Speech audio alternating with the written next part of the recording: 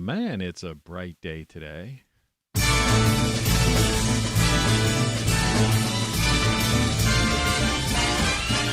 Tony Caravan. You've been subjected to a highly sophisticated form of propaganda. It's just what you need, and not what you don't.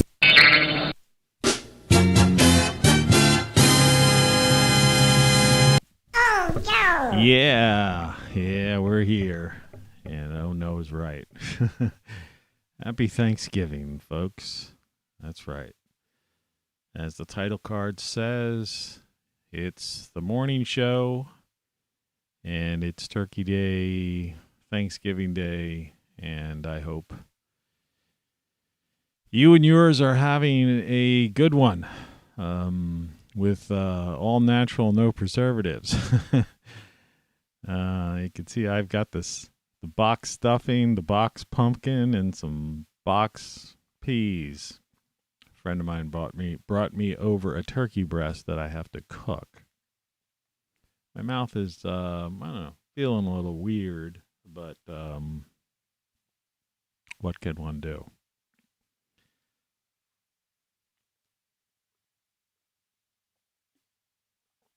Apologize for that.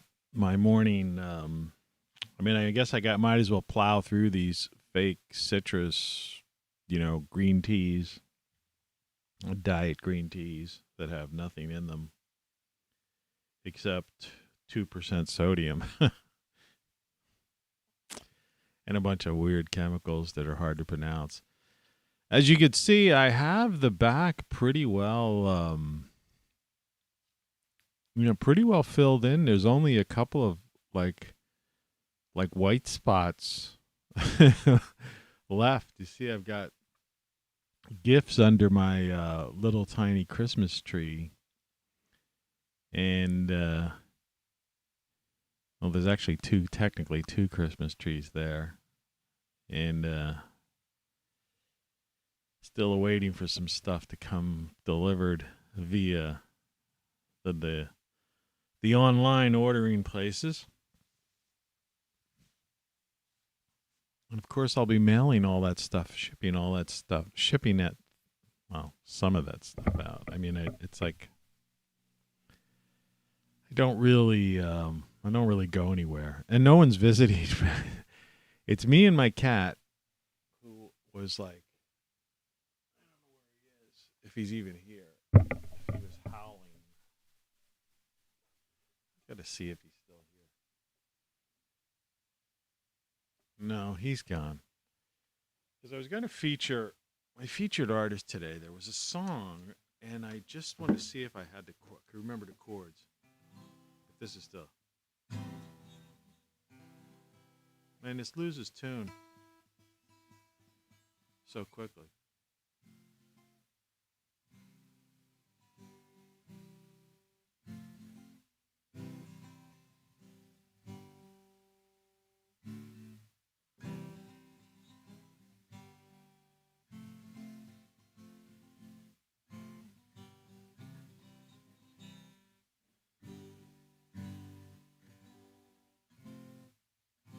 No, that's not it.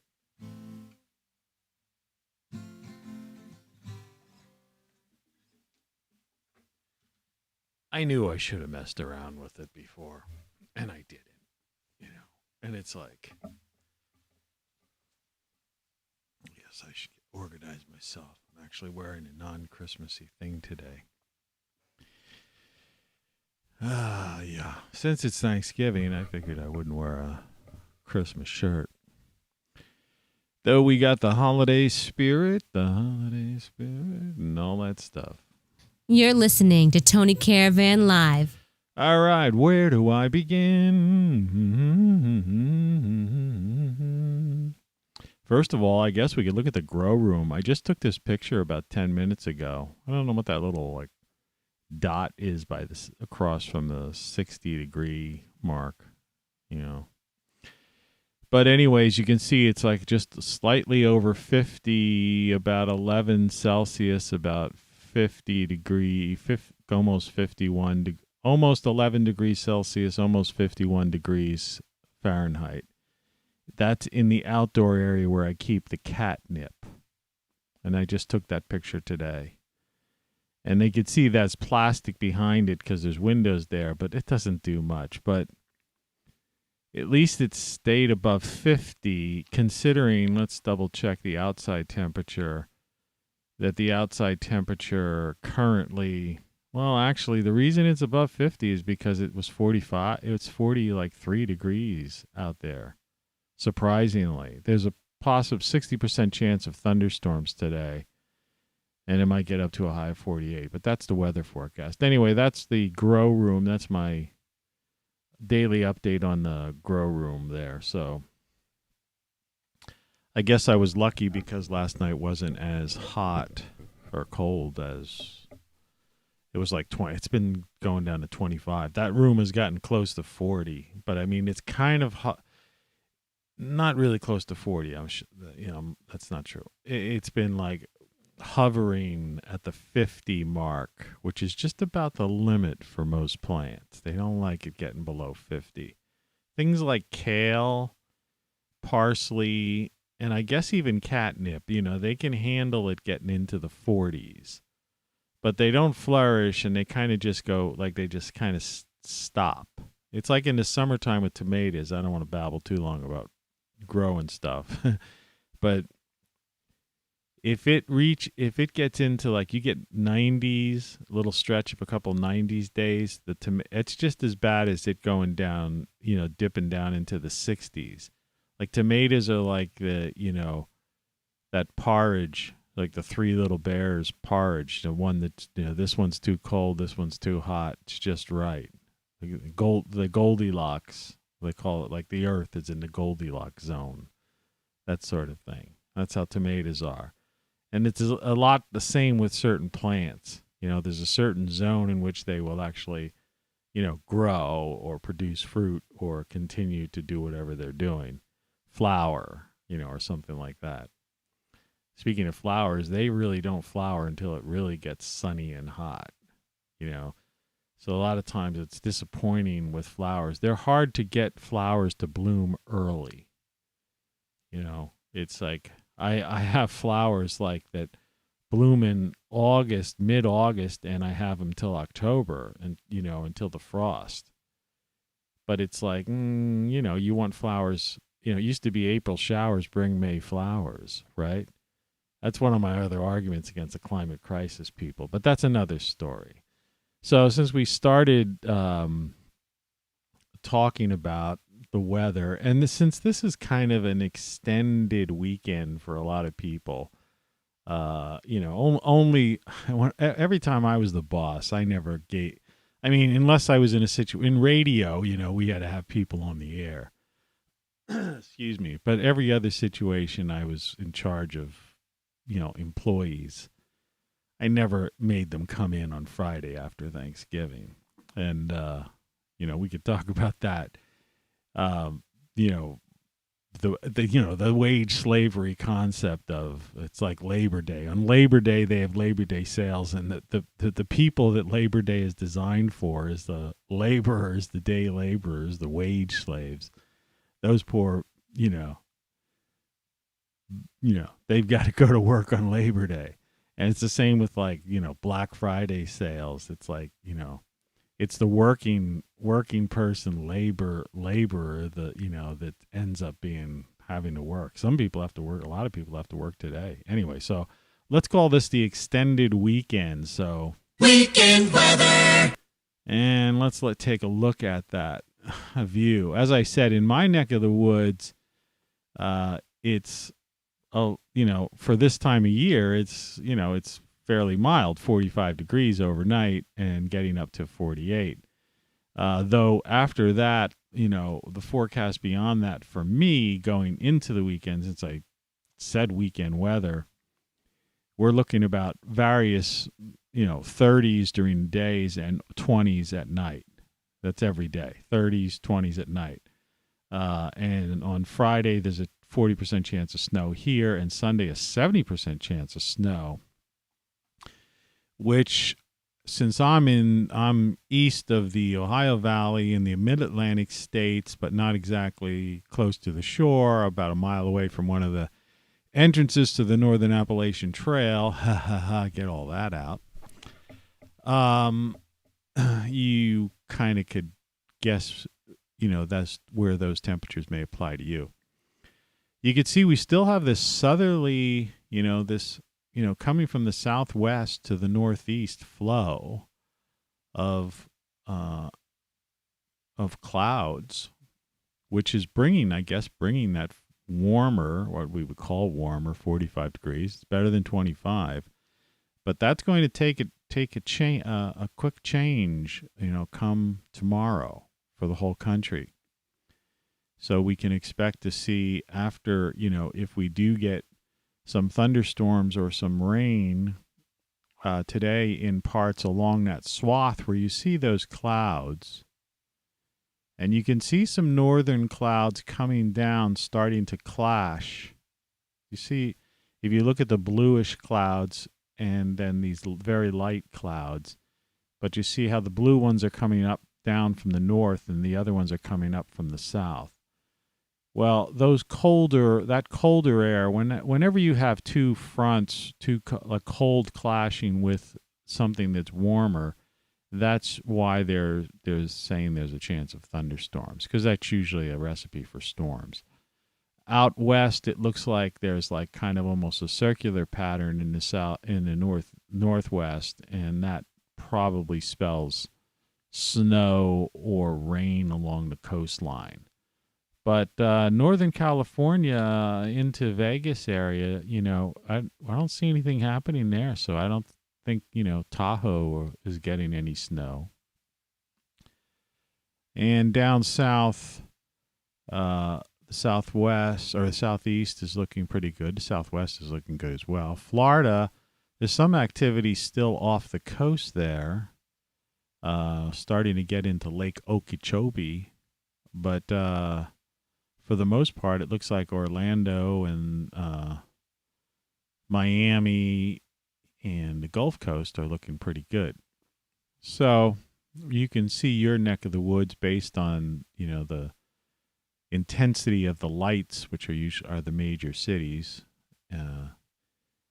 And you could basically take it from there. So that's your weekend forecast. It looks like today will probably be the nicer of the days, though some people might get a chance of a thunderstorm, but I don't think there's going to be anything crazy going on. And then the rest of the weekend, we could see snow in different areas, and depending upon your elevation or whether or not you're close to you get lake effect snow or not, you may get more. It might be a dusting to, to actually slight minor accumulations. And it's going to be cold at night and pretty much cold in the daytime. Weekend weather. All right. And that weather map was pretty darn accurate. That's probably came from the satellite within the past hour. So what you're seeing is as current as possible. And speaking of current, here is Bitcoin, the latest Bitcoin taken. Remember, this is UTC time, Universal Time, so, it's like 5 some hours ahead of us. So in any event, as you can see, we're still hovering around the 57,000 mark, though it's went up a fraction from yesterday. We're still down like 9,000, in between 9 and 10,000 from where we were like just a week or so ago. So, for Bitcoiners, I wouldn't exactly say this is positive news. It's kind of in a holding pattern. Even though this looks jagged, that's only one day. But we've been seeing this. It's kind of been it dropped and now it's kind of holding there. It's as if it's waiting for something, something to happen. It's like the markets are like that often, They're just waiting to see if something, strange goes on. I don't know if I still have. I could quick check the stocks here for you. I won't bring it up on the screen, but I will see if they come up. Yeah, it's taking a little while. It's going to run my CPU way up. Welcome to stocks. Come on, continue, please. Thank you. The Dow Jones was down 9 points, which is nothing. It's at 35,804. NASDAQ was up 70. It's at 15,845. The S&P 500 yesterday was 4,700. That was up 10. Those of you following Apple stock, it's 161. I remember I could have bought Apple stock for 10. And that was like before I think it even split. And I encouraged a friend of mine to buy like 10,000 worth, who would have been retired by now. Google's 2,900, though they were down like 0.79. The FTSE was 7,300, and the Hang Seng index was 24,740. Notice how I just like kind of slurred that. The Nikkei was 29,499. And New York Stock Exchange, 17,000.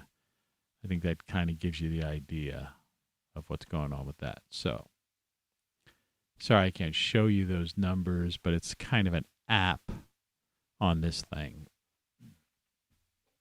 It's kind of as bad as my shirt.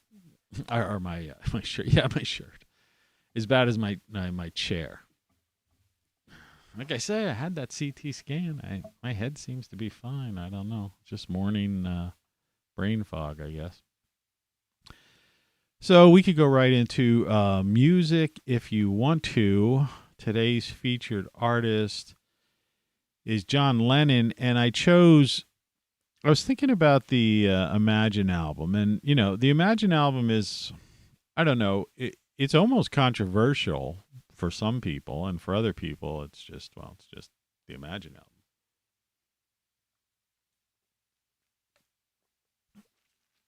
But, this is John Lennon in his total, break from, being more, what you would call, trying to find the right direction. It's a weird thing to have to do.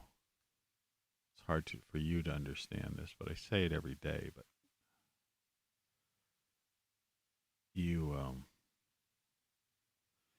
if you try to use this computer, this program as a mirror, it totally just messes with your head. John Lennon. This is the song that obviously has Imagine on it, which to some people is this idealistic, utopian, almost socialistic dream of whatever. Which is, again, we say we're not political, but all politics is local, and everything is somehow gets drawn into it, unfortunately, in this sick world we live in. But, this is Lennon at his, I'm at peace with things. I guess him and Yoko were at the, very happy at this time. He has a song on there, Oh Yoko, which was the one I was trying to. It's like these three chords, and I forget the chords. And I was actually starting to think of a different Lennon three-quarter. Anyway, I like the music to Oh Yoko, but it's just repetitive. It's just a repetitive chorus, but it's a neat thing. And it's not an original chord progression either. It's something that's, you can, just use. It's like, Lennon drew on some of those old troubadour rhythms a couple of times, like working class hero. That's an old, that chord progression is has been around for just a long time. But some of the more crazier songs, or on this, are like "Give Me Some Truth," which bears looking at the lyrics of that. Those lyrics, I've posted that as a meme at times because it's so true to today and about politicians and whatnot. I could, I had, what did I have for the daily photo? I don't even know what it was. Let me just see if I could drag this out. What was this? Oh, this was the phone yesterday we talked about. And when I showed it to you yesterday, it was in black and white. But just for those who didn't tune into yesterday's show, and if you wanted, towards the end of the show, I got into this idea of technology and how we're not combining technology, and how a lot of technology has been around for a long time. And what happens is a technology that's not integrated and is abandoned tends to just fall by the wayside and may get adopted. Like in the case of the video phone, which this is AT&T's video phone from the 1960s. So nearly 60 years ago, this technology existed, but it wasn't until 60 years later that people are actually, making Skype calls, Google Duo, all of these, FaceTime, etc. So for some reason, this just the people just didn't adapt to this. Even companies, you saw over the years in corporate offices I've been in, in so many cases, it was just that thing in the middle of the conference room, and everyone would talk around, and there people who weren't present would be on that like intercom type of device instead of this. And it seems to me that, so anyway, that's there. So I brought it up. So what I'm going to do is I'm going to try to find the lyrics for Give Me Some Truth. First of all, I'm going to see if I happen to have it right here at my fingertips. I don't think I do, but let's see.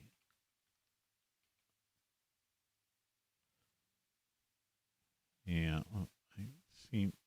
It popped up for a second, and then in true Mac fashion. Yeah, here we go.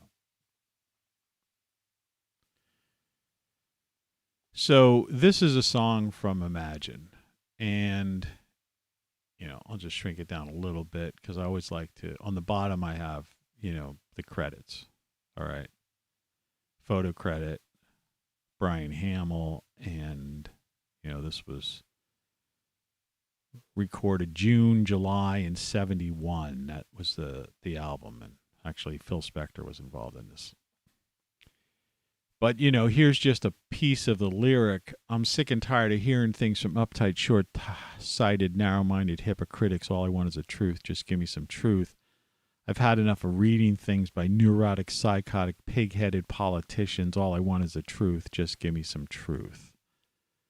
So, that's a song from the Imagine album. Anyway, John Lennon's repertoire is endless, and that doesn't even include the songs, from going back to the Beatles. So, but I mean, his individual work, is well worth revisiting for those of you who may have had some of these albums. And if you're not exposed to John Lennon from the standpoint of understanding that he had a whole series of albums, Imagine might be a good starting point. Though it's not necessarily by far his best. It's hard to classify. Each of his albums had, his albums were very personal. They weren't, in many cases, these albums weren't like many of the other albums I feature on here. They weren't albums in the sense you put it on and just listen to it. It wasn't like it didn't have a unifying theme necessarily. There was a song on here, How Do You Sleep, which was like supposedly an attack at Paul McCartney. And when you listen to the lyrics, it seems that it is so. But then there's these, kind of love songs to Yoko and Jealous Guy and, different things like that. And like I say, the Utopian Imagine, the title cut. But like I said, it's something worth checking out if you haven't listened to Lennon in a while, or if you never really have. You might want to just check out John Lennon's Imagine album, and you might there's something on there. It's multiple styles. So it goes, there's mellow, sappy love song almost to like Gimme Some Truth, which is like right in your face. Like How Do You Sleep is right in your face type of stuff. You might want to check it out. Music feature of the day. And like I say, Gimme Some Truth. Those lyrics today are about, that's about as, he nails it. That was a meme I had put up. In fact, let me do this. If you're interested in copy and pasting and using this as a meme, like I did about a year or so ago, take the whole thing so at least you have the credits, it's credited. Too many people make memes and they don't credit. See, on here, I have image based on a 1975 photograph by Brian Hamill. Now, I'm the one who made this effect on this, so, it's my graphic design, but I'm still crediting the photographer who took that classic John Lennon with the New York shirt on. But you're welcome to use this meme if you want to. I think it's a great meme, and it's just, it's like my shirts. And my phrase is, you don't know what you don't know. Everything you know is wrong. Give me some truth, is a shirt, and I could put that up. Titles aren't copyrighted, but, isn't it, really, it's almost an alternative theme to this show. As far as the La Palma volcano, we've been covering every day. I know this, it's a like, You're listening to Tony Caravan I Live. sound like I'm like some serious newsman here or something. I don't mean to be, It's like It's really funny. Really funny. I know, it's really funny. I was watching that show Hannah. Speaking of that crew that's laughing there, one of those guys was in that movie. I'm not going to get into too much of that though. Anyway, moving on. La Palma's, there's like no end in sight for this thing. It's just still rocking and rolling, So I don't know. Just thought I'm going to keep, we'll just keep covering it. And then, like I said, I've been promising to go to other, my headphones are on wrong.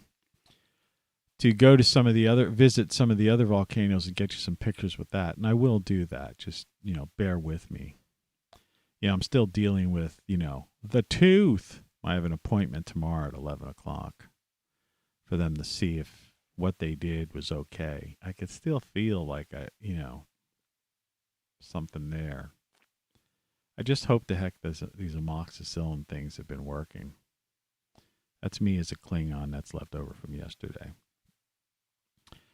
So anyway, I think we've gone through just about everything, all the usual regular features. A reminder that, the sun is the source of our light and heat and climate. Not 0.004 CO2, which is just a trace gas in our atmosphere. And we are likely more and more looking like we can expect some sort of solar event in the coming decade or decades. So, potentially in our lifetime. So it's Thanksgiving Day, right? And and there's 30 Christmas shopping days, right? April, let's see, 30 days has November, April, June, and November. It has December, April, June, and November. All the rest have 31. So there's technically like 29 Christmas shopping days. But if you count today, and probably places will be open on Christmas, so that's that. Anyway, it looks like that thing came up. Thanksgiving Morn, 25 November 21, ROCKFLUX Live is the title of the show. And this is the picture. I just took this picture this morning, literally, right before I came on the air, and then just plopped it into my title card.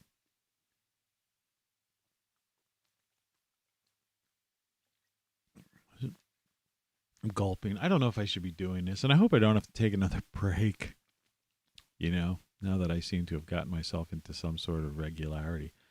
But, on there it says the morning show. It's the morning show with Tony C.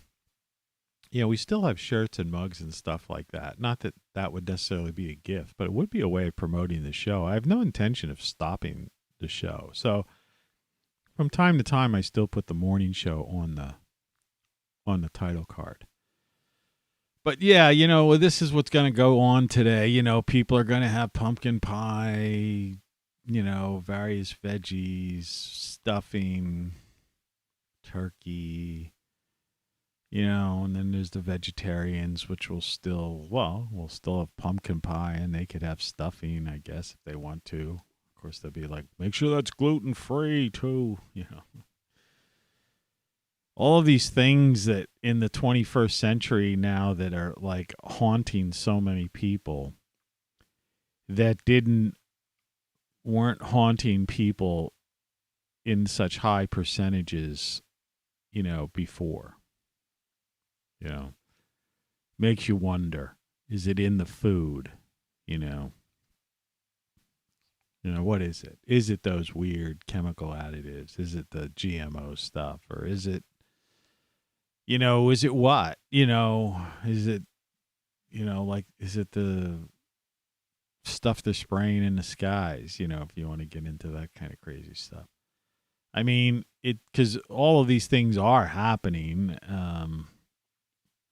and we definitely notice a change, and this idea that this, whatever it is just not going away, follows no, logic of any previous, bad flus and colds.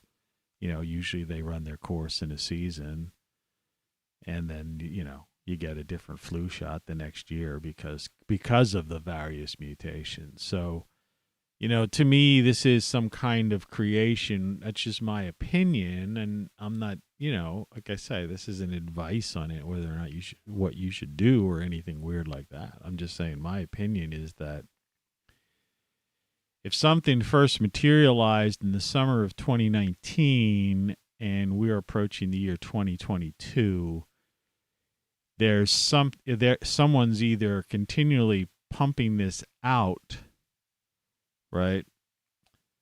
Or it was indeed, some gain of function thing, like we've heard. I'm quoting Rand Paul and others, and it was created in a bioweapons laboratory as a bioweapon and delivered as such, and it's continual and being continued to be somehow introduced in various locations. And that sounds like really far out, and it's a crazy idea, but I don't, it's the Occam's razor thing. When you rule out everything else, when you rule out history, and the natural course of these kinds of things, it just doesn't follow logical sense. So we're in some sort of new dynamic where is this, they're trying to say this thing's going to last forever. These things people are doing, a year ago, when they were setting up, they're trying to fix this street, and they're still pounding away at it. They've bumbled. They've either intentionally bumbled, or they're doing it so that they could collect more money. The problem with cities make and governments make, bureaucrats, when they hire contractors, the military is notorious for this. Is they say, okay, we're going to deliver that new jet, for X amount of millions of dollars, right?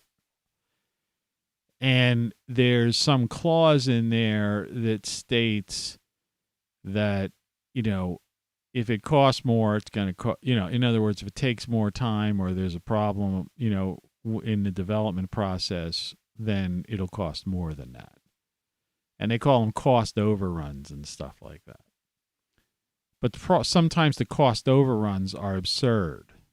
You know, in other words, something would be a $5 million, project, and it turns into a $10 million project or a $15 million project because of these cost overruns. And the bureaucrats or the politicians, because either A, they're involved in getting some kind of kickback, campaign donations, or something else out of that contractor, don't put in a clause to say, no, the price is, you have a, wiggle room of, say, 5% or something like that. Like I know from the printing business, there's like what they used to call overage and underage or something like that. And because when you're printing something on a press, you could have, and you have a specific amount of paper that is cut. It's a manufacturing project. Say you're printing out posters, or something, and you order them from a printing company. Well, they have to trim that paper to the size of this particular poster, right? And then, put it on the press, and then there's X amount of ink, to do this, and et cetera, or whatever. And so there may be some jam ups in the machine or whatever. And the point is they may put 5% extra paper in there to compensate for a potential problem or some, just things that happen. The ink may lighten up because of, mechanical or operator error or something. So they compensate for that, and they have in the agreement when in your purchase order or your the receipt you get or the response whatever information you get sent back from the company, it says if you order 5,000 of these, you may get 5,050, you may get 4,090 or something like that, or 4,990. And that's what should be written into these other government contracts, but they're not. And so they go over, and sometimes they double or triple. And it's crazy. I don't even know how I got into that whole idea, but, the metal sign. So I walk down the street, and they have this staging area where they keep all their, heavy equipment, their materials, and all that stuff. And I noticed that they had these signs about this thing, that I've been talking about here, the unmentionable. And they were metal signs, fastened to the fence. And there was about 6 of them. I'd taken a picture of them and posted them on, I think I post a local, street kind of Twitter thing, very, very rare. Like when there's a heavy snow, there's some weird event on the street or something odd like that. A demolition of a house, And so I took pictures of that, and I said, this thing's never going away. And this was like, we're talking about probably a year and a half ago. Because as someone with a printing background going, when you're printing on metal signs, bolting them to a fence, the cost of that, they could have, if you wanted something to last like a year or so, they could have had vinyl banners made for $50 or something weird like that. Not metal signs. You know what I mean? It's like, this is the high end stuff.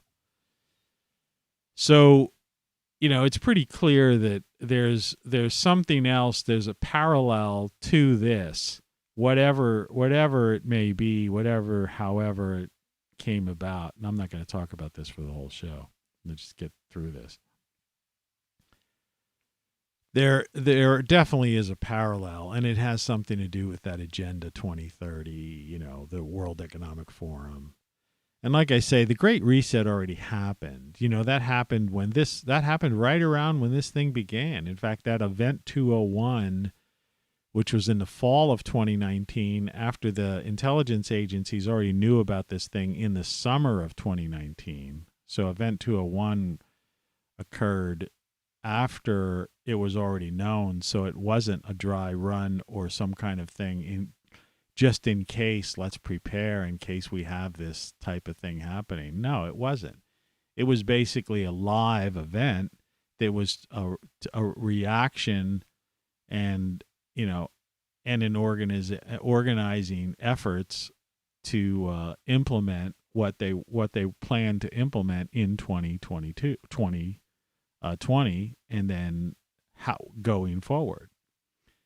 And in my feeling was that this whole thing was that the time was running out on Agenda 21, which was originally what this thing what the plan was, the UN plan, this globalist plan.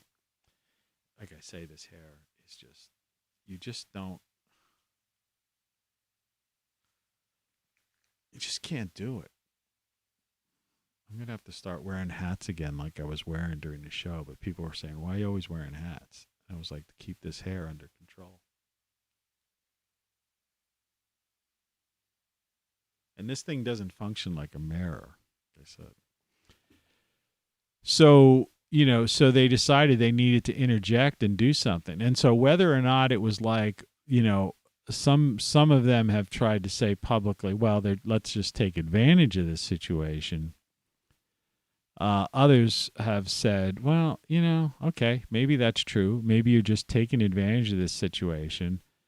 But when you're starting to pass laws and create powers for bureaucrats and politicians and such the like that are far-reaching into the future, all right, and taking away people's rights, that doesn't sound like some bad, flu, right? Bad case of an influenza, right? In which, no matter what you want to say, that's what it is. You can call it novel. I'm not disagreeing with any of that. I'm not disagreeing with any of the people coming down with sickness. A friend of mine's had it,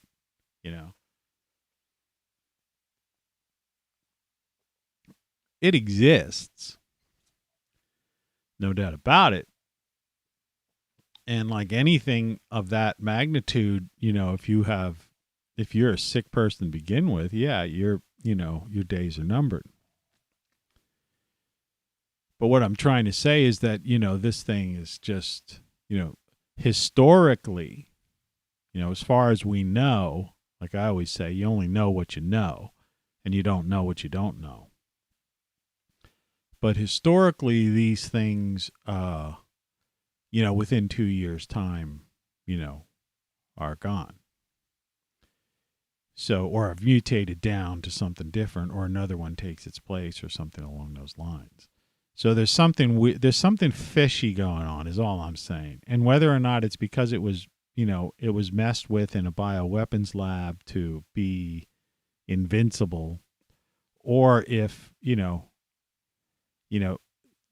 that communist Chinese dictator is lost face when China didn't reach its goal of becoming the global power,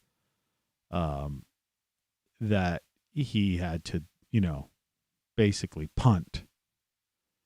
And unfortunately, we are the victims of his punting, But anyway, back to Thanksgiving. It should be a more happy day. Like I say, I'm not going anywhere. Nobody's visiting me. I'm not going to have any, celebrations. I can't even have like a glass of wine or a beer because I'm still taking these,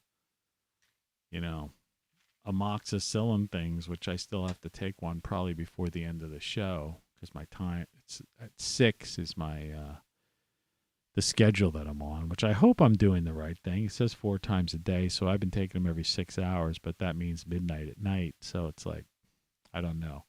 Maybe I should have been taking them closer together. This is really starting to bother me. Really starting to bother me.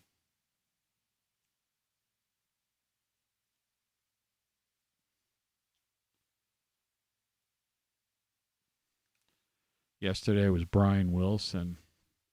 We're almost back to the boy band. Look, I got this crazy chair. All I want for Christmas is a, $500 chair and a $1,000, treadmill. Neither of which I'm going to get. To date, no one has purchased any books,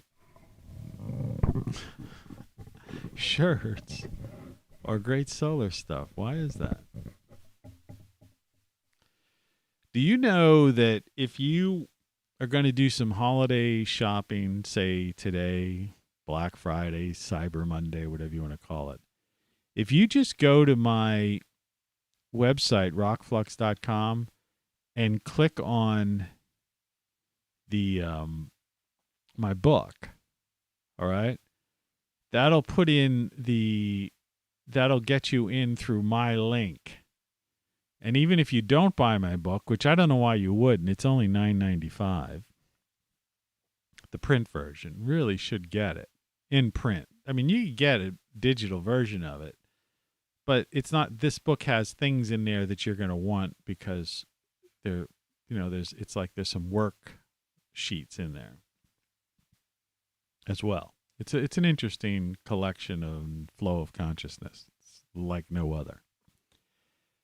But even if you don't buy the book, but you go click on that link at rockflux.com as if you're going to buy the book, and then you go on to buy something else, I think that would support the show. And it's not like you're going to pay more for anything. It's just that it's, they would, a few cents, 50 cents, a buck or something like that out of Amazon's portion would go towards my my associate's account or whatever it's called. So, that's another way of supporting the show, even if you don't want to buy my stuff. It's the same with Great Solar stuff. If you go look at the thing at one of those power things, which I really think you should have with the cold weather coming up. When these power lines that shouldn't be up there in the first place, they should be buried under the ground. When these power lines ice up or a tree limb, gets iced up and falls over and, takes down the power, sometimes it's out for a day or two, or look what happened in Texas last year. These things happen all the time. And, you just don't hear about it because you're not in that region, or they or if it doesn't fit, remember, if it doesn't fit a narrative, the story doesn't really get reported nationally. So, I'm sure in parts of New England and, even in Pennsylvania, Ohio, around the Great Lakes area, Michigan and stuff, there are probably power outages all the time in the wintertime, right? But you don't hear about it. But if it's in some place that they can make some kind of, tie it into something that they're trying to sell you, yeah, then it's a story, and the story has, like I say, it has legs. They just, when will this ever end, right? It's like that story, the guy who did that horrible deed in the parade, which the numbers now are just skyrocketing. The injuries are up in the 60s now, and I think at least six people are dead. And, that's already kind of leaving the news cycle. And because the person that did it doesn't fit the demographic profile of the media, the image they're trying to present, and the DA who released them, which they are trying to promote this idea of get rid of bail, was warned, let this guy out. And someone even said, you leave this guy out and somebody's going to die. It actually was a quote, which you could find. And sure enough, the guy was left out and basically caused this would be one of the worst type of events we've seen recently. And for some reason, it's not, it's like the news media won't cover it because the guy doesn't fit the demographic profile or the political thing that they're trying to push. You know, I mean, I'm just babbling. This is a flow of consciousness show, so. You're listening to Tony Caravan Live. I don't want to be a downer, or anything like that. Yeah, right? Oh, no. Yeah. So, everything, you have to question everything.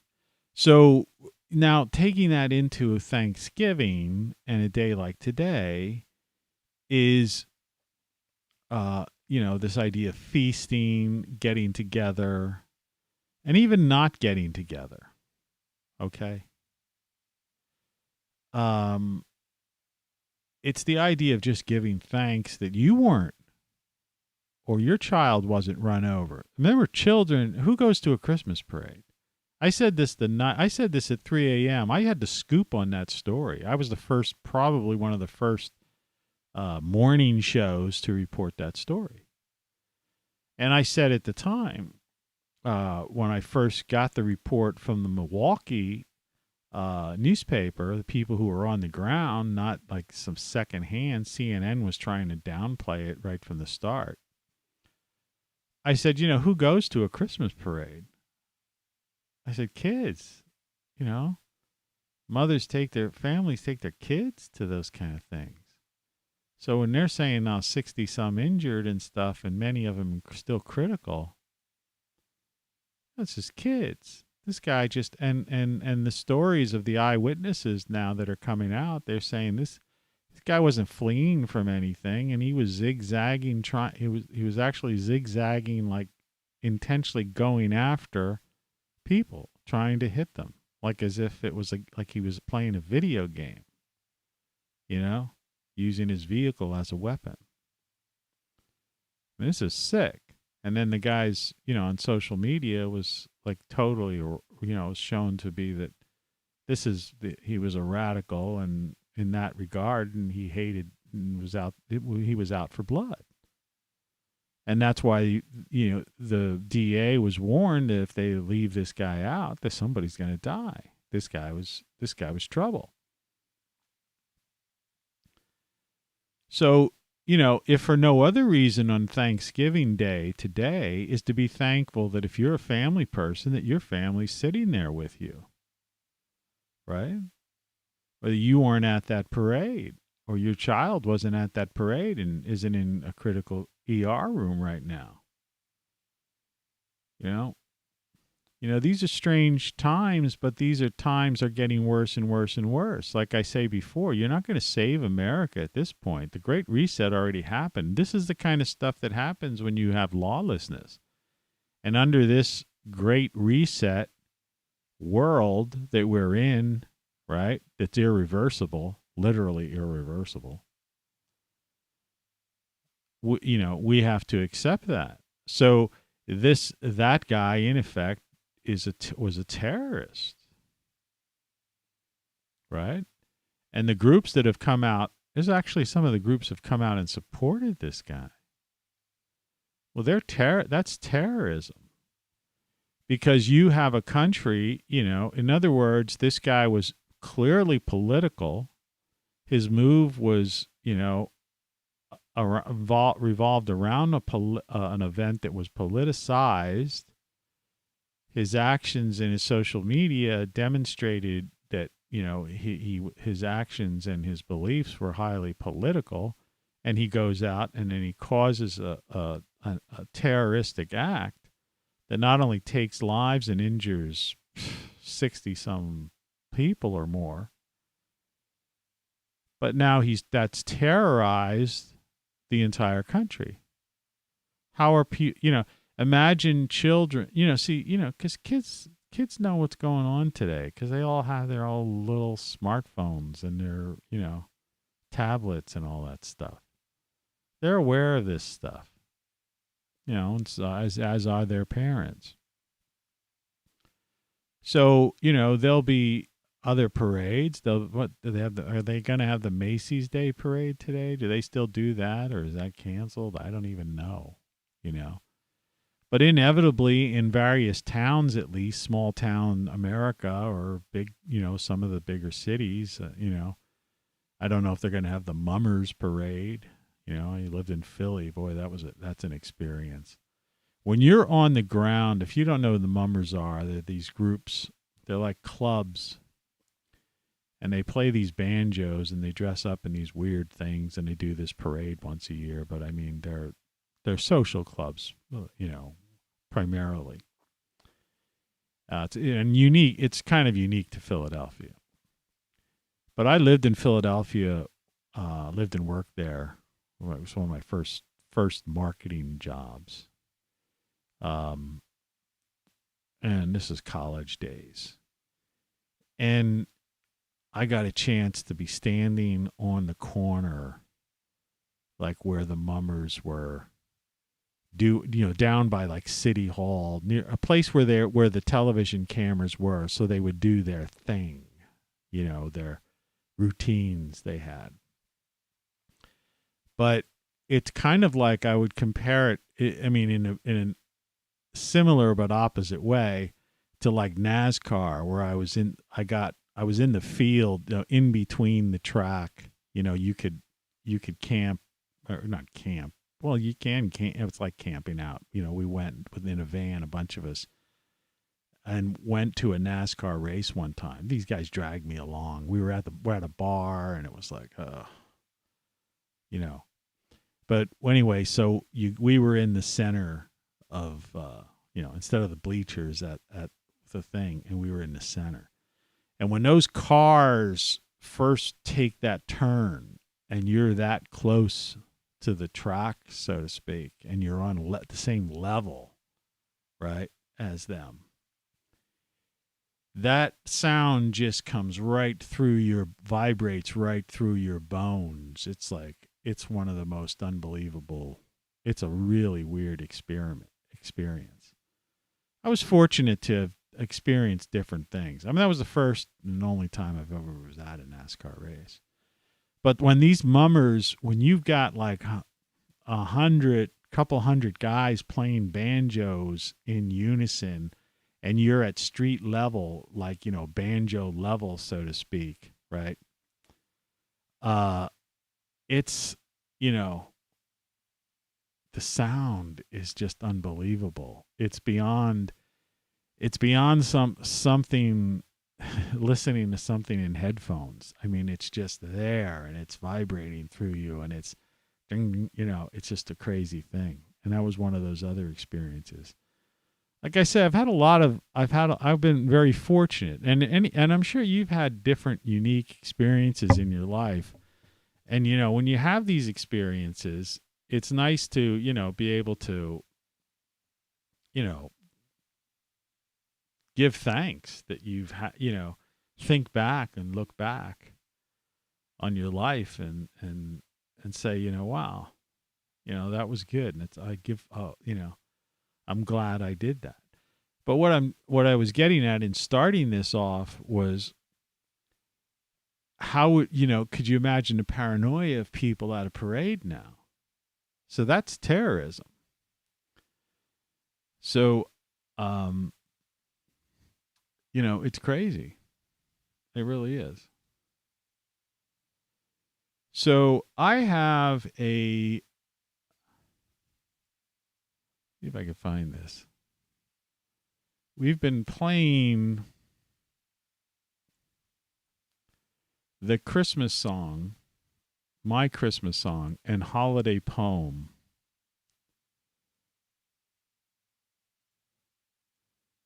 And it's been like kind of a tradition. So I'm going to I have to take another quick break in this show. I have this new thing going on. I'm going to have to change this, but since it's the holiday season, let's listen to this thing. I'll be back hopefully before these two songs end. Thank you. Thank you. Well, we're going to give you the world premiere of the worst Christmas Hanukkah Kwanzaa song ever written. So here we go. Let's give it a whirl. Thank you.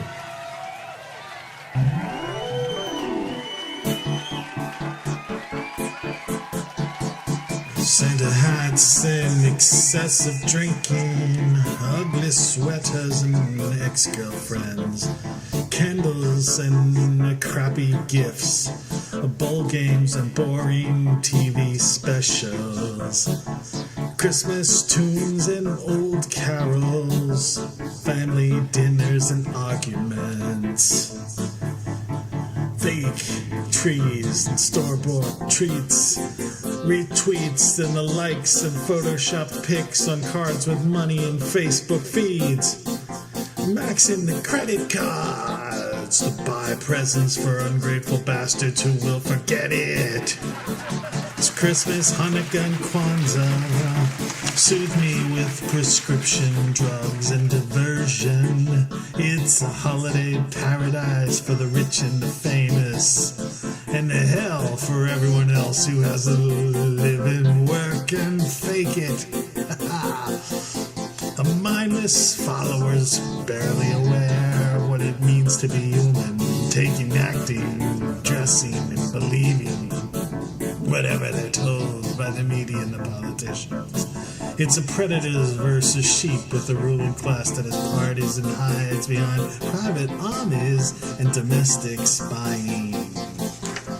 So, this Christmas and Hanukkah, Kwanzaa, soothe me with prescription drugs and diversion. It's a holiday paradise for the rich and famous, and hell for everyone else who has to live and work and fake it. Happy Christmas, Hanukkah, and Kwanzaa to you. Overcrowded soup kitchens and shelters, with society parties for slumlords and the privileged. Mindless followers barely aware of what it means to be human, talking, acting, dressing, and believing whatever they're told by the media and politicians. It's a predators versus sheep with the ruling class world. Parties for those that hide behind their armies and domestic spying. This Christmas, Hanukkah, Kwanzaa, soothe me with prescription drugs and diversion. It's a holiday paradise for the rich and famous, and hell for everyone else who has to live and work and fake it. Maxing the credit cards to buy presents, and for ungrateful bastards who will forget it. And this song.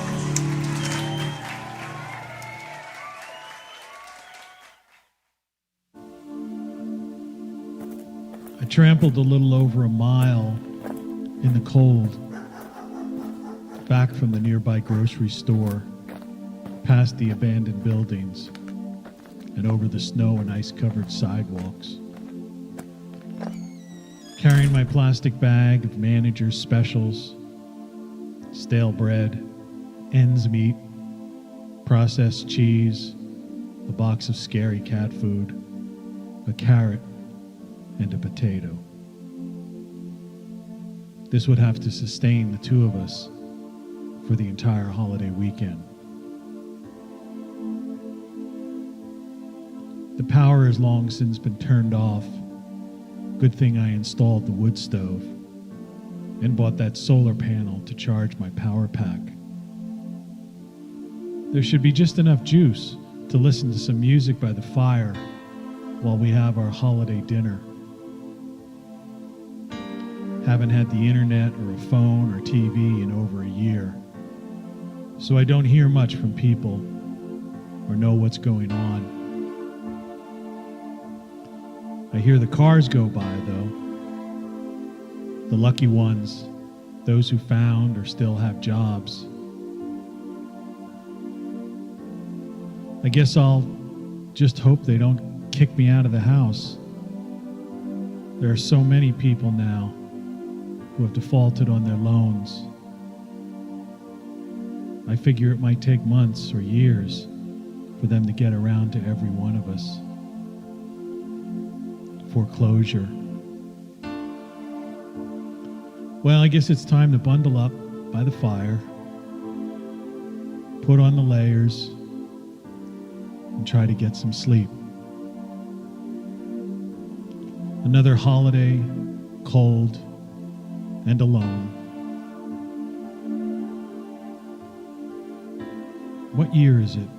2016? 2017? I just can't recall.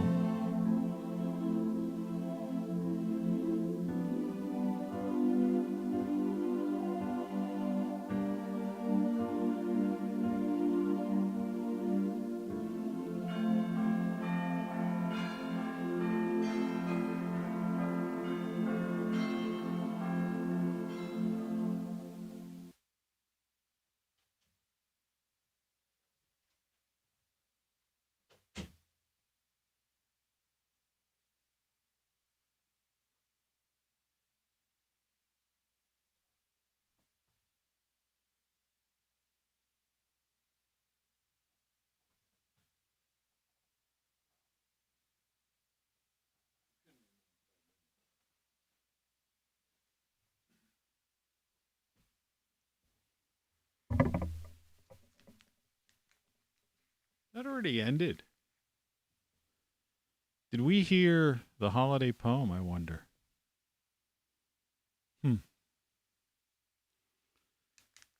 Anyway, I apologize for that. Those of you who stayed tuned.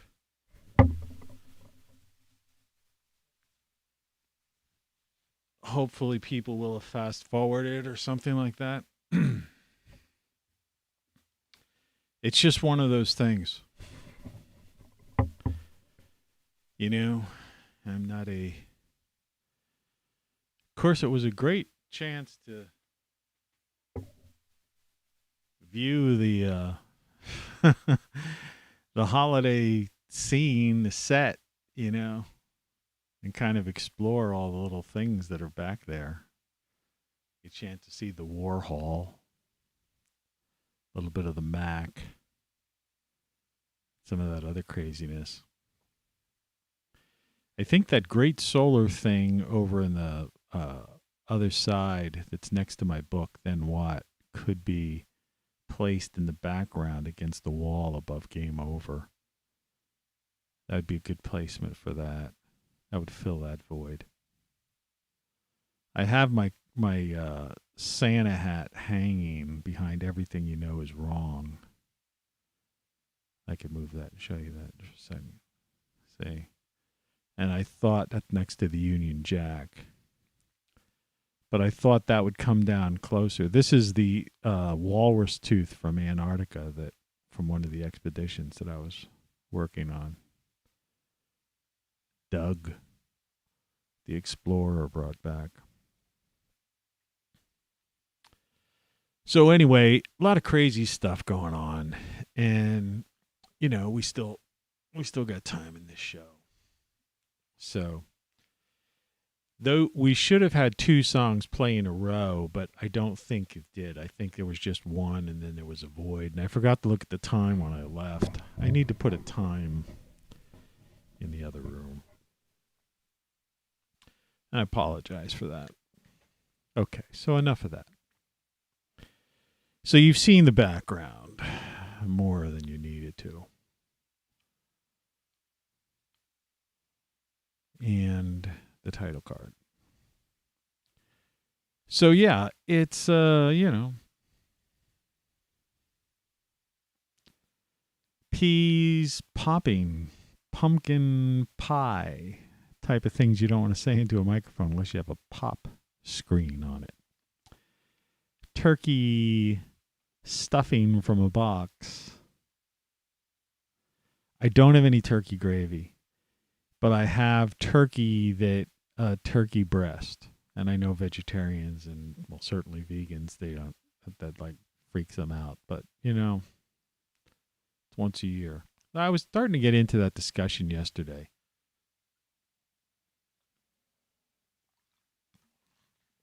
I'm trying to keep myself hydrated. There's also some caffeine in this, and I don't know. So it kind of functions as that morning thing. I keep moving these things a little bit away from the border because on television, at least my TV upstairs, the the edges of everything are cut off. Like freedom is fun you can't even really see. Which is weird. And I don't know if that's happening on other people's televisions or not. I don't want to do that, but you see, but I don't have enough black on the bottom of this. I'm not sure if I can stretch that. Oh, I could enlarge it. That's true. Hadn't thought about that before. And so if I move the ROCKFLUX up, then I might just be able to move Freedom is Fun up a little bit to, to a level that won't get cut off. And then you could still, and then those characters become a little more, and it doesn't matter that it encroaches on Beale at all. So, this is the only station that matters. What? Oh. Thank you. Thank you. Yeah, thank you. Thank you. You're listening to Tony Caravan Live. Quality, quantity, and variety. ROCKFLUX. Let's get this show on the road. Okay, part 2 of the show has officially begun. The show is not on the road to history. So, what I was getting at is I forget completely. My brain is jello. But definitely you can see the green tree there underneath the on-air sign, which is nice and which is what I really wanted. The holiday spirit. Why not? And I know a lot of people get depressed on holidays. You hear stories about that stuff, and it's sad that happens. And I don't know, I've somehow managed to get over the concept of loneliness or living alone, which I guess are two different things, in one regard. And it's just a matter of it's the idea of becoming comfortable with yourself, right? I mean, I could have been a total, so I bought the stupid pumpkin pie, and that's like 100% pure. It's interesting. And you see, you can actually see no GMO. And under the word ingredient, it says pumpkin, it just says pumpkin. So they literally put pumpkin in a can, and I guess there's no preservatives or anything. So the expiration date on that is like, eat it this year. Otherwise, you can't save that. Nope. No good for preppers. And, the peas are the same thing, no salt added, just peas in a can, Now, when you get this turkey stuffing type of stuff, there's seasonings and various stuff in there. So there's a little bit of, there's some process. I guess it's semi-processed, but it's not that much. It's basically just breadcrumbs with a bunch of, seasonings. And I'll cook this turkey breast thing I have. It's not a full turkey, but it's, it'll give enough juice, flavor to that I can basically, I could probably spoon some of that onto the stuffing as well. And that's pretty much the meal. I have some other stuff. I have sweet potatoes too. I have real sweet potatoes, but I'm going to bake them in a pan in the oven with the turkey breast, so that, they'll soften up, as potatoes. I don't even know if I'll put a slit down the middle of them or not. I think I might wait to do that afterwards, because you have to cook. I'm not sure, but let's check on this while we're on the air, in case there's anyone else wondering this thing.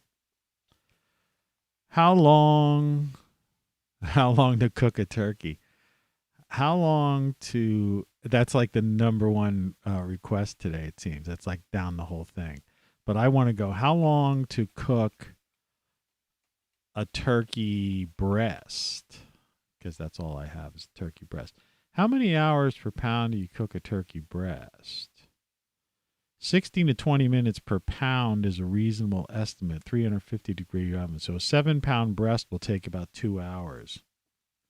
And I don't think the thing I have is more than 7 pounds. So that's what I was imagining. So what I'm going to do is after the show, I'm going to put that in the potatoes. And then I'm going to go upstairs and watch the playback of this ridiculous show.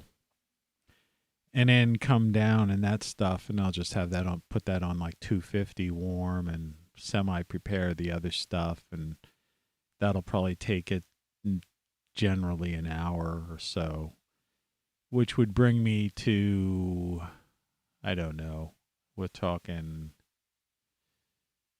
9:30, 10:30, somewhere in the 10:30 range. And you have to understand, if you get up at 2:30 in the morning, 10:30 is 8 is 8 hours away. So if you are someone who gets up at 8, right, or you so-called sleep in, till 9 on, because it's a non-work day for you or something, holiday, 8 hours would be dinner at 5, which a lot of people have like late afternoon Thanksgiving dinners. So 10:30 in the morning for me is late afternoon for you, right? It's like people who have their weekend in the middle of the week. Their Wednesdays, their Friday or something. Their Tuesdays, there's Friday. Yeah, follow my drift. So that's what I'm going to probably do. And then I will eat that, get stuffed to the gills, go upstairs. I'm watching this show. I'm probably halfway through the series, Hannah, on, I don't know if it's Netflix or Amazon Prime. This is the 3rd season. I've watched the other 2. I don't think this one is as good as the other ones. But we'll see where it ends up. I turned it off like halfway through or partway through the 4th one yesterday. I think I binged watched like 3 of them, and I started the 4th, and I can't watch more than 3 is kind of the max, especially since it was, these things, some of these thrillers are just so, they don't go your way, like it's like too much. They're not following the normal flow of like when I was in college studying filmmaking and television and stuff like that, and creative writing, the structure of a story and the idea of fictional stories. It's the idea that you have, there are ebbs and flows and ups and downs, throughout. And it's like some of these, they like skip the little victories, like you're supposed, a thriller is like a roller coaster ride, but you got to have those points where it's like, after the dive, you're back on level for a while. So you catch your breath and it's like, oh, okay. And then you get ready for the next, And that's much like what a thriller would be considered, and that's why they call them thrill rides, by the way. But and movies are called, their TV shows like that are called thrillers. And I see a lot of these writers, they don't seem to follow that, and it could actually be annoying. And I wonder if it's not another reason why people are on edge. when I used to have TV, there were a few series that I used to follow, very few, but there were some I would follow.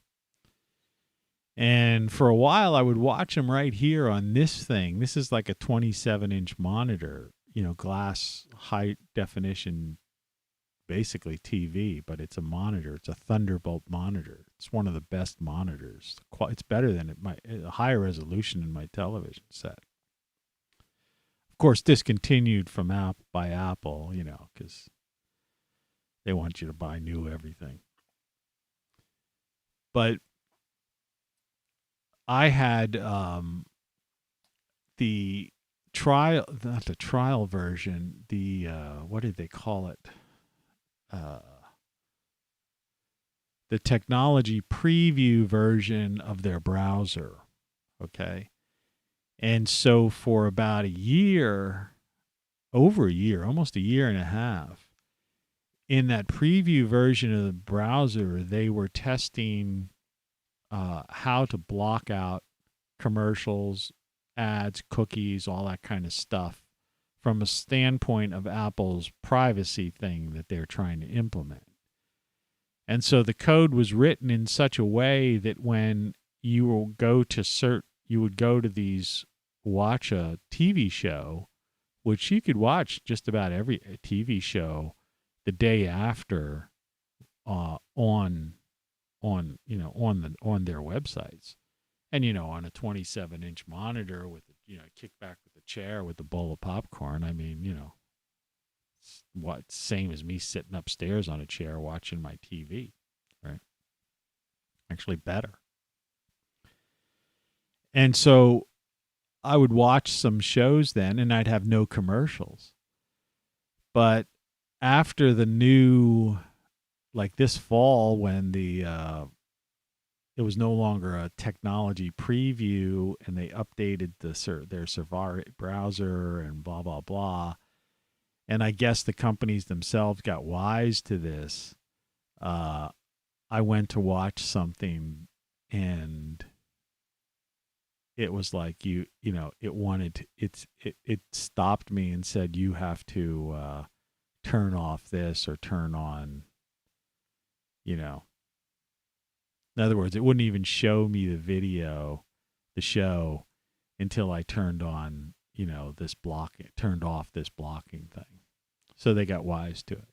But it was really neat because it was better than, you didn't need Netflix or anything like that, because you could watch. I was watching I'm into like the DC and Marvel, things like that. So I was watching stuff like Supergirl or, some of those shows, Batwoman for a while, just some of the CW stuff and things like that. The Blacklist, what was the other one? That girl with all the tattoos on. That show ended. I forget what it is. I can't think off the top of my head. That was like almost a year or two ago. That ended about at least a year ago. But I used to watch those shows, but I used to get them commercial free. Yeah, that was neat. That was a fun thing. So I don't know who at Apple did that or how they did that or what was going on, but nobody knew it. But somebody must have ratted, ratted them out, or they figured it out, which is too bad, because it was good. It was fun. But now currently I have a Netflix, thing for the time being, and I've got Apple TV for the time being, and Amazon Prime, of course, I have. Because I use Amazon, I shop on Amazon, I admit it. There's nothing you can do about it in today's world. And especially somebody like me, I don't drive, and I have the Echo Dot things. I use those, right? And I find them very useful. I had to set an alarm to take a pill at midnight. The alarm woke me up, I could just lay back in bed in the darkness and say, what time is it? Or what's the weather? Or play this songs in my head, play this song, or play this kind of music to go to sleep to, or I have two different smart home things. I have a socket that I can plug something into, and I have a light that is, tied into that. So I could say, turn on this light. That particular light, I could say, change the color to orange or something, and it'll do it. That's an interesting light. I don't know what the life expectancy of that thing is, but I hope it lasts long. But in my bedroom, I have a plug. And I have that hooked up to one of those Himalayan salt lamps. So it's easier on the eyes. So in the middle of the night, if I want to get up, I could say, turn on the light, and it'll turn on the light for me. And then I could, if it's the room's entirely black, I can see without turning the main light on, squinting my eyes and stuff. Plus, it's not good for you if you go into a bright room or bright lights, in the middle of the night, you'll have more trouble getting to sleep because your eyes, it kind of messes with your, the way the bioelectric brain works and puts you into sleep mode, So the dimmer, the better. No light would be ideal. But what I'm saying I was talking about the idea of being alone versus loneliness, or being alone / loneliness. It's the idea of becoming comfortable with yourself. And I think a lot of people are just not comfortable with themselves. And this goes beyond the holiday season, but it's just more prevalent around the holiday season. Because there are people that are missing, say people who have passed on, or they are isolated, or they can't afford to do this, that, the other, I find a lot of this looting and stuff like that, which is really pathetic. But it's like the idea of giving a gift to somebody that you stole is not a gift. A gift is something that you basically worked for or sacrificed something in order to give to someone. Then it truly is a gift. Just like in, days gone by, someone might carve something, or a craftsman might create, someone wanted a certain table or a piece of furniture or some kind of thing like that. And some craftsman would have made that and gave that as a gift to someone. It's like I say, time, your time has a value to it, And so the idea is that if you don't have money and you feel like, like that's a problem, all humans are creative in ways that they don't really understand. Not everybody's, like a couple of shows ago, or a week ago, I had Da Vinci on the title card. Like I've got the pumpkin and turkey thing on there now, which I don't really need to keep this up here because technically the background is so crazy and Christmassy and stuff and holiday-ish, and it's fairly lit up bright, I guess because it's so dark. It's a dark day, so the lights are really, seem to be lighting up every nook and cranny. So, but you could create something. You don't have to be Da Vinci. You don't have to be an artiste. You don't have to be a musician, songwriter or any of that stuff. People are those, and those people are cool. It's like I this song for you, that Leon Russell song we featured the other day.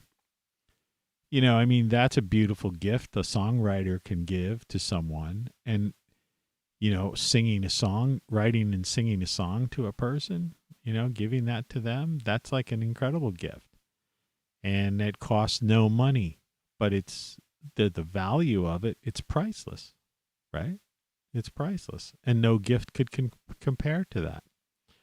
And that would be the same person that used a lot of their free time instead of doing something on their own.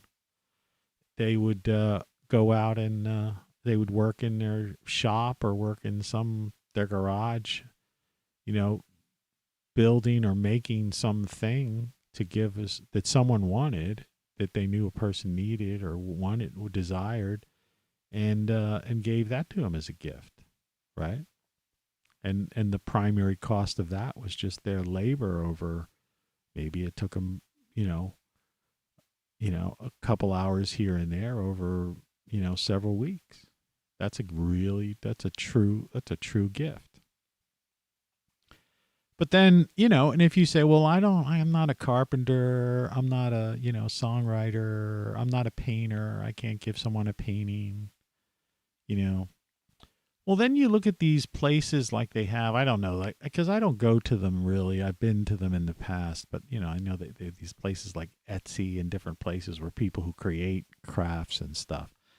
But, you can get ideas, if the internet has any value left to it anymore, you can get ideas from various sites, and you're taking all these photos all the time, and it's like they're just sitting there, or they're in the cloud, or they're on your phone, or I don't know, you got them stored in some backup drive.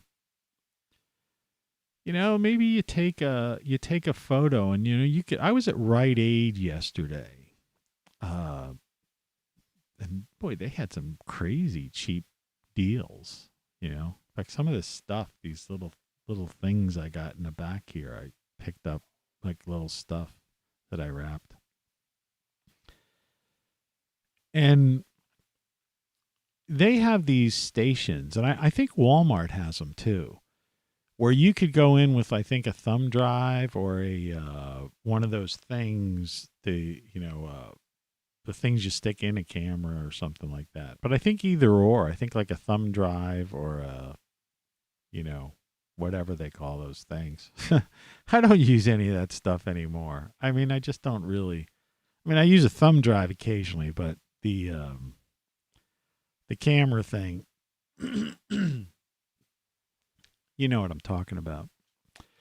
But you can take your photos or a photo, and they have these places where you could sit down and you put in the photo, and you can work it and get like a print of any size. Like you can, so you could print out, so you could go to like a Walmart or Rite Aid and sit there at these stations, and they have like a couple of, like this, not like, there's just one of them, and you do it yourself. I'm sure if you couldn't figure it out, somebody would help you. But I mean, apparently they're just very user friendly. A friend of mine does it all the time, takes pictures and blows them up, and then finds a nice frame, like a funky frame, or just, buys a frame. And, Walmart has an aisle of frames, and you could go to the Dollar Tree and they have frames. And sometimes those frames at the Dollar Tree, like if you really hunt through and look at that stuff, they have some like pretty wild, you find obscure, weird stuff at these places. So if you're flat broke, right, and it only costs like a couple dollars to like make a print, it's not like it's, you know what I mean? It's like I say, sacrifice, do without a cup of coffee or a soft drink or, whatever, for one day. And, and go to the Dollar Tree and just get, and buy a frame and a thing of wrapping paper you could buy for $1,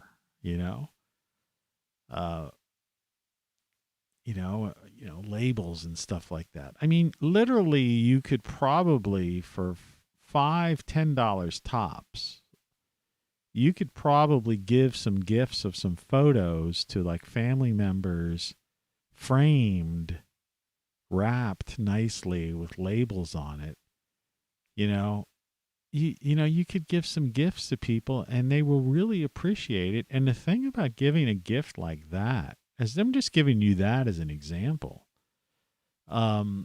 is something that they're going to probably, put on a shelf or hang on a wall or something. And it's something that lasts all the time,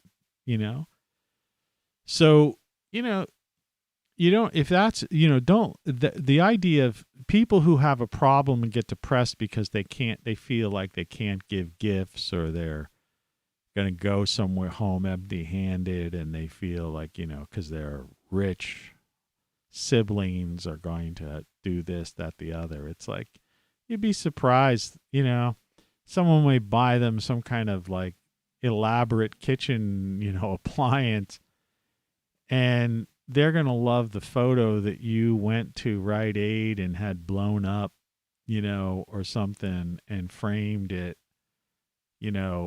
much, and wrote on the back of it a nice little note, they're going to, in many ways, someone might appreciate that way more than some, electronic device. Right. And it'll be something they probably will view almost every day or something, or put in a place that they'll see.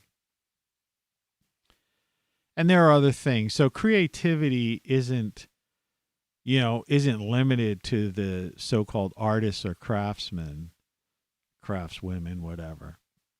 You just have to sit, contemplate, and look and think what you have at your fingertips and what's available to you and what's within your budget.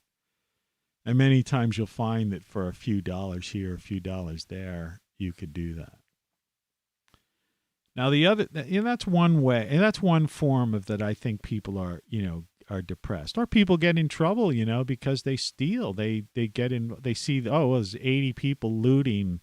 They see something on YouTube, not YouTube, but, they see it on YouTube, but I mean, on social media, and they decide, I guess I'll put a mask on and, be another faceless person in that crowd, and I'll just steal something.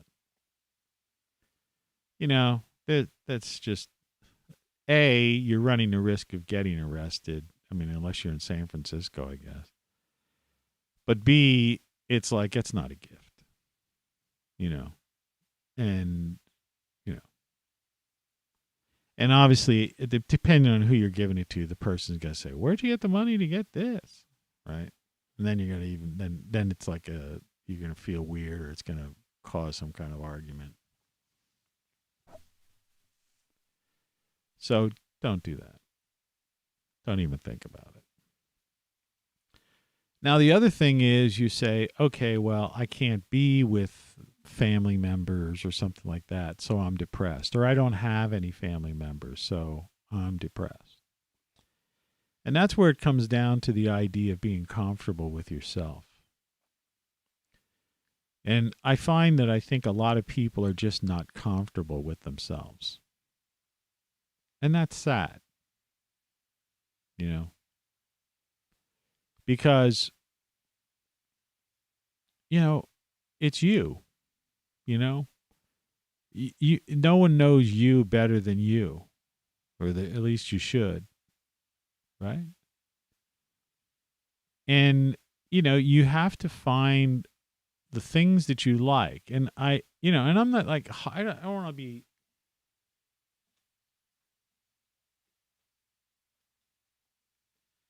hawking my book,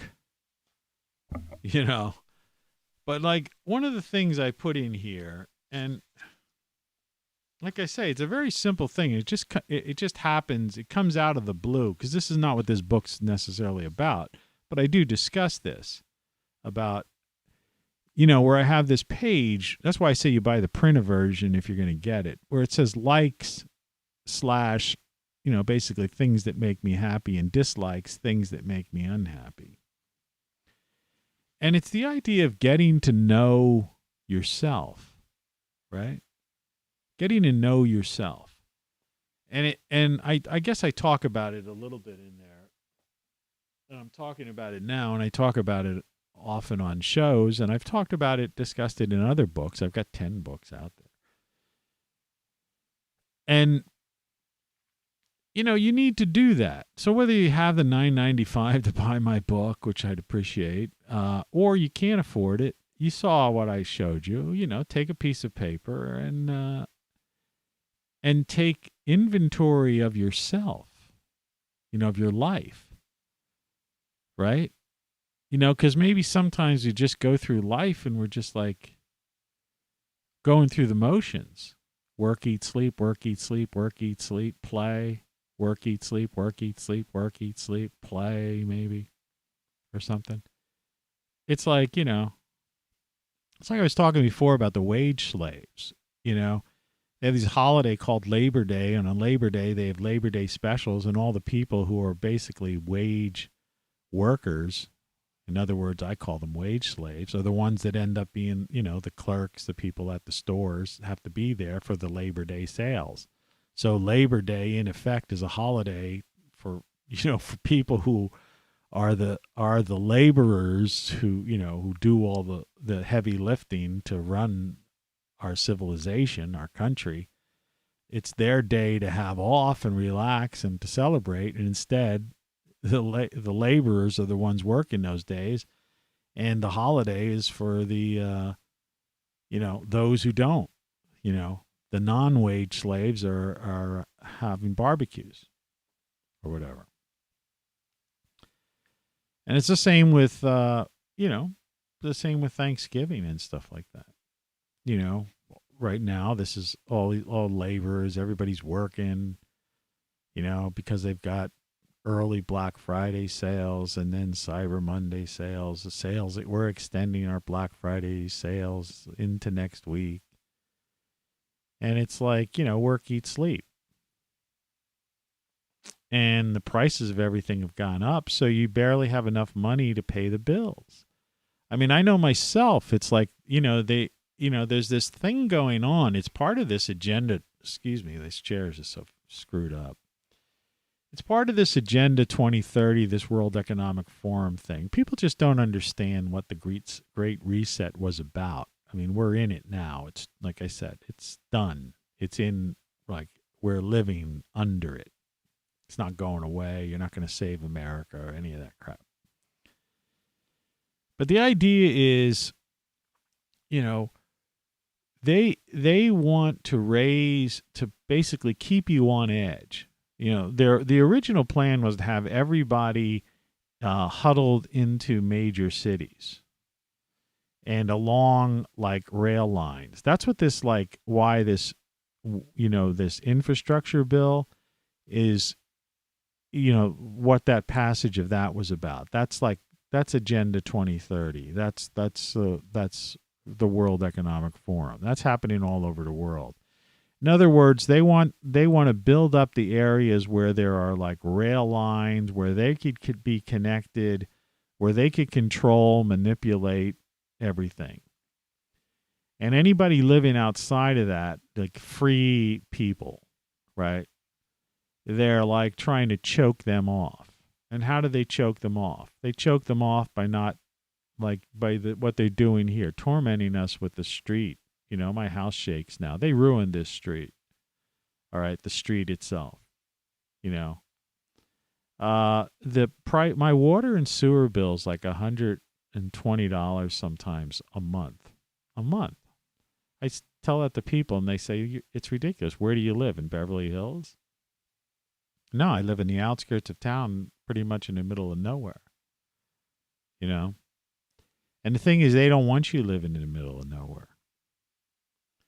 And they don't want you having it, and the idea that I have this garden, where I grow food, where I'm self-sufficient for like more than half the year, basically. Eat my own food. Forget about GMOs, and all that stuff, and organic. I mean, I'm 100% organic and non-GMO. I'm already have grown for so many years that I have my own seeds. I don't even buy seeds necessarily. I mean, occasionally I do.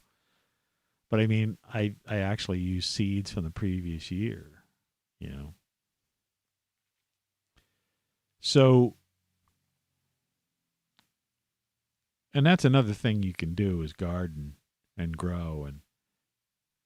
plant flowers and, do things like that.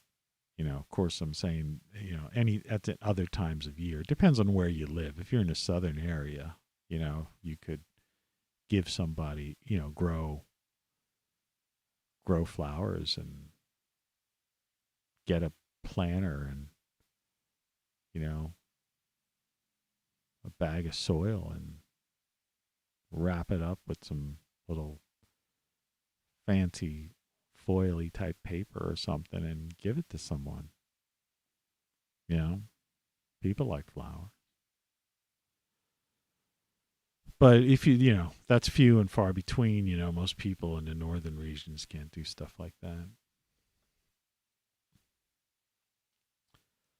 I give copies of my books, and my CDs and stuff to family members and stuff. Whether they like it or not, I don't know. Whether they read them or not. But as I do it, it's one of the things. And then I buy some other little goofy things here and there just to give, gift giving. Because I think that's a nice part of the holiday season and holidays. I think that's a good thing. But I don't think it's something that you should feel that you can't do because you're financially restricted, because I'm financially pretty much pushed to the limit right now. I'm technically almost like 1 month behind, like just less than 1 month behind my water and sewer bill. Like I just keep paying the last bill right before the next one is due, so I'm not too behind, because they're so like, well, they're such pricks. It's the only way to describe them. That they'll come and put a notice on your door and shut off your water and sewer. And if your water and sewer shut off, then your house is declared, unlivable, and so you have to move out of your house or something, So that's part of that game that they're playing, how they choke people off who are trying to live independent and free like I am. So it's a game that you got to keep playing. This chair is very uncomfortable. I used to have a pillow behind it. I think I might have to do that again, for some lower lumbar support. But back to the idea of being comfortable with yourself. It's, you take inventory of the things you like, the things you don't like. And there's things that you have the ability to change, but there's other things that you can't change right away. You can change just about anything eventually if you put your mind to it. It's a matter of time. And that's where a lot of people have a problem. People are impatient, or they can't think of the longer term. Like when I made my decision to move here and buy this cheap house, right? It was a process. The decision was probably made a year in advance. Excuse me. But at least 6 months, but it was almost a year, I think. I forget. It's a while. It's years ago. Not that many years, but like 6-7 years ago. I do so many things that, you don't, some people, it's like running into somebody and they go, "Hey, how you doing? Hey, remember that time when we were," and I'm like, "Man, I haven't seen you in, 15, 20 years. If you have any idea the things I've done in 20 years, but that person probably just went to work, did their weekends, went to the, they did the same old thing for 20 years. It's like, no, do you know what I did for 20 years? Man, I was doing like expeditions to remote locations on the earth. I'm traveling around. I'm working in advertising. I'm working in radio. I'm working on internet stuff. I'm doing shows. I'm writing 50 songs. I'm putting out 10 books. Those magazines I mentioned yesterday that I keep forgetting to mention, putting out hundreds of issues of magazines. And then just designing things and all this kind of stuff. And it's like, no, so I can't remember a specific thing from 20 years ago because, I've done so much stuff since then, and there's been so many people in between. Right. But so you take inventory of yourself. You find out, that was just a weird aside. You find out, try to find out to better understand who you are and what you like and what you don't like. And I guess I was talking about how it took me time it took almost a year for me to decide I was going to move, and then to find a place, and then to go through the motions and all the hassles. And there were hassles in doing it, but I eventually persevered, and I made it, and then I was happier here. You see? And so whatever your thing is, your likes or dislikes, and you have to focus on the likes, and you have to try to eliminate the dislikes, the things that make you unhappy. And, it could be anything from relationships to the job you have to, where you live, how you live, your roommates or whatever. There's a million different things that you may dislike, and there's not a million, but, there's dozens of things you may dislike, and there's dozens of things you may like, or maybe much less than that. It certainly won't be more than that, more than a dozen or so. And so you got to write them down. You got to think about it and see how they're eating at you. And you have to systematically figure out ways to eliminate the things that make you unhappy and to move towards the things that make you happy, and try to spend more time and put more effort into the things that make you happy, and move away from the things that make you unhappy. And you can't do that overnight. You can't do it on a weekend. And you can't really just make a rash decision, I mean, sometimes there's, if you're very young, yeah, it's possible, if you're in a bad relationship, yeah, you could just,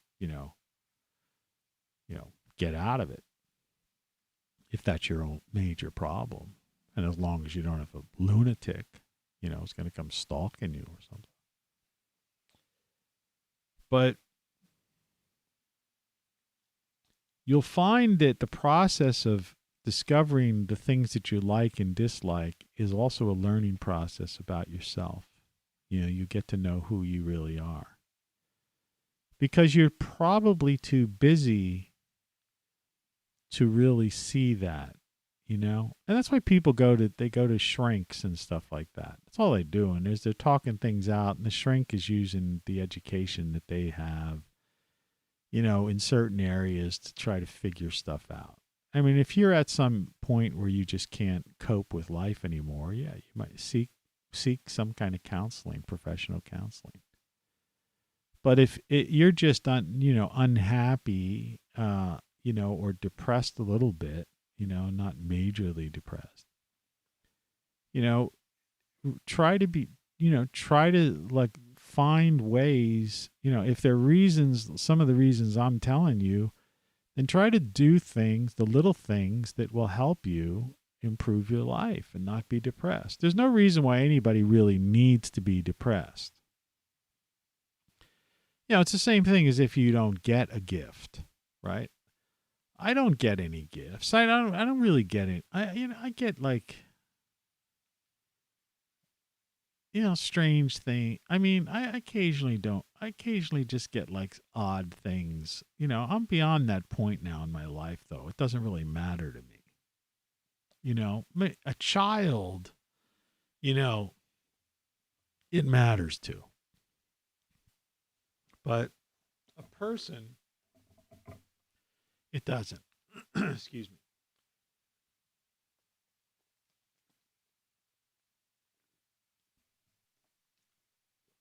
Try to keep my mouth hydrated because of this tooth thing. I also probably shouldn't be talking and clearing my throat for this long period of time. But anyway, we're just about at the end of the show. And all I'm saying is that if you're alone on Thanksgiving, get yourself, that pumpkin thing, that pure pumpkin pie. I don't know. I think they were $2 for $1 or something like that. turkey stuffing things. I think you could buy that stuff for like $1. You know, you could buy like sweet peas, generic peas, or a few like carrots or vegetables for like 49 cents a can if you get the generics. You know, and you could get yourself a little piece of turkey, you know. If you go to the deli, you know what I used to do? I used to go, there used to be, this guy closed, but I could do it at this other deli if I wanted to. I used to go to the deli and they'd have like turkey meat, right? And you know how people go, yeah, like they'll buy cheese, they'll say slice it real thin, right? And they hate doing that sometimes. And they might not like but they won't dislike what I'm about to tell you. I would say, could you slice that thick? Could you just give me one slice kind of that about a 1/2 inch or 3/4 of an inch thick? Right? And they just turn that thing and give you this chunk of turkey. And you know, you'd want to buy the oven roast turkey. And just take that back. And you've got this thick piece of oven roasted turkey. And get a cheap thing of like, you could buy like a jar usually of like turkey gravy. I'm just telling you this. You want to make a turkey meal for a turkey dinner for under $10, right? And you got so you got this big slice, thick slice of turkey. If you got 2 people or if it's just yourself, but if there's 2 people, slice it in half. You know, heat it up with turkey gravy on top of it. Get a thing of you could buy like that Cool Whip, but get the generic type. Right, you could buy that for like $1 too. You don't have to even make the pumpkin pie, though. You could buy a pumpkin pie shell, you know, for like $1 or $2 as well if you want to go actually make a pumpkin pie for dessert. But I'm telling you, for like $10 or something, you could make a Thanksgiving dinner. So if you think you have nothing, you know, and or make the stuffing, you know. And, and I don't even use things like butter and stuff. Sometimes I'll just mix in olive oil and stuff like that. Whatever I have laying around. You make it.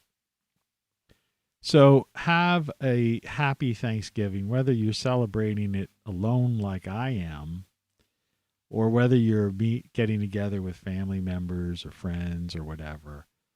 And it has nothing to do with, don't get into this negativism like people are trying to, pilgrims and the Indians and all that stuff. It has nothing to do with that. Okay? That is a story that's been passed down from like 400 some years ago or longer. We don't know that anything like that ever happened. This is just people creating some kind of narrative. As far as I'm concerned, Thanksgiving is on a holiday, an American holiday, to give thanks for what we have. And be thankful you aren't one of those people that got mowed down in that parade. Okay? That's enough. Be thankful whether you had that flu thing or not, be happy that you're healthy today. All right? That's enough to be thankful for. And if you're broke, go to the grocery store. They're probably open. And and spend a few bucks and get some of the basics and have yourself a nice little Thanksgiving dinner. Right? Light a candle. Put on some good music and relax. And watch something, watch something enjoyable and be happy. All right? You can do it. Be happy with yourself. Be happy that, you're alive, that you're healthy, that you're not a victim like these people all over, are being victimized, terrorized and stuff. That's what you have to give thanks for. And I'm sure many other things too. There's probably things that you wish you could change, but those things, like I said, you can work on that. And in time, you can change those things. But for right now, be thankful for the good things. All right? Anyway, take care. If you're the type of person that is spending a few bucks or whatever, go to ROCKFLUX.com, get a shirt, buy my book, get something at Great Solar Stuff. There's links to everything on that site. and my songs. You can listen to my music and all that kind of stuff. So until then, I'll talk to you tomorrow. I'll be here, hopefully. So have a happy